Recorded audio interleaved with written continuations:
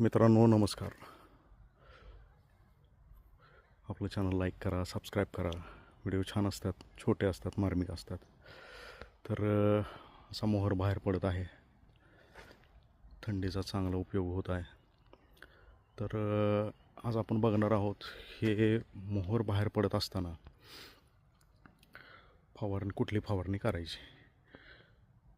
तर आपण पाणी अडवलेलं असतं, पाणी थांबवलेलं असतं झाडाला पोषक द्रव्य पण मिळत नसतात कुठले. झाड तणावग्रस्त असतं. त्यामध्ये जर आपल्याला मोहर पण चांगला पाहिजे असेल आणि झाड पण जर सशक्त बनवायचं असेल तर NPK 05234 त्याची एक फवारणी घ्यावी, जेणेकरून झाडाचा ताण पण कमी होईल.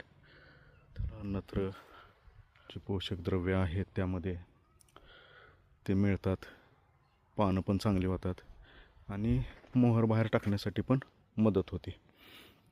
तर त्याचं प्रमाण सांगतो. 10 लिटरला साधारण 70 ग्रॅम याप्रमाणे घ्यावं. आणि जर 20 लिटरचा पंप असेल तर 100 ग्रॅम, 120 ग्रॅम, 140 ग्रॅम घ्यावं आणि चांगली त्याची दाट फवारणी करून घ्यावी, जेणेकरून एकसारखा मोहर बाहेर पडण्यास मदत होते.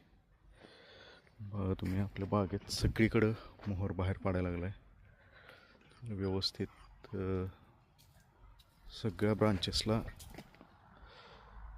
मोहर आहे व्यवस्थित.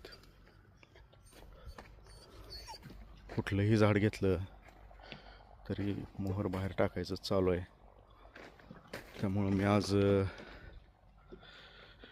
05234 एक फवारणी घेतलेली आहे. व्यवस्थित बाग खूप छान आली आहे. सध्या 3 वर्ष वाट बघितली मी ह्याची, 3 ते 4 वर्ष. त्यामुळं हा आनंद वेगळाच असतो. धन्यवाद.